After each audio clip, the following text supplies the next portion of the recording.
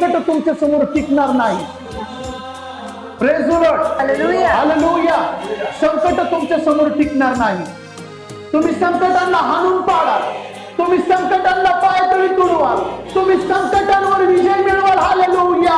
आज जर तुम्ही विश्वास करताय, आज प्रत्येक भिंत परमेश्वर तुमच्या पायाखाली पाडेल. हालेलुया. कुठल्या भिंती आजाराच्या असतील, दुःखांच्या असतील, संकटांच्या असतील, हालेलुया, कुठल्या भिंती आहेत मला माहित नाही, पण आज त्या भिंती तुमच्या तुटतील. आमेन. आज त्या भिंतींवर तुम्हाला विजय मिळवून देईल. आज तुम्ही कुठल्या भिंतींवर आहात, कुठल्या परमेश्वर तुम्हाला कुठल्या गोष्टींमध्ये अडकण शैतान आणते, आज देव त्या शैतानाला तुमच्या समोर पाडणार आहे.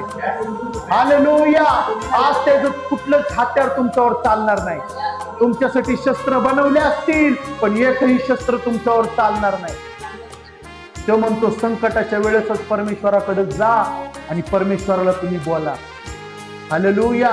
ज्या वेळेस तुम्हाला असं वाटेल ना, खूप ताप आहे, खूप थंडी आहे, खूप त्रास आहे, शरीरामध्ये ताकद नाहीये, शरीर अशक्त झालेले, त्याच वेळेस देवाकडे जाऊन तुम्ही धन्यवाद द्या.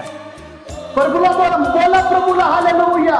मला माहित नाही हे आजार माझ्या शरीरामध्ये का आले, पण मी खरं सांगतो येशू आज आलेत माझ्याकडं. आज त्यांना माझ्या शरीरामध्ये मरायला लागल.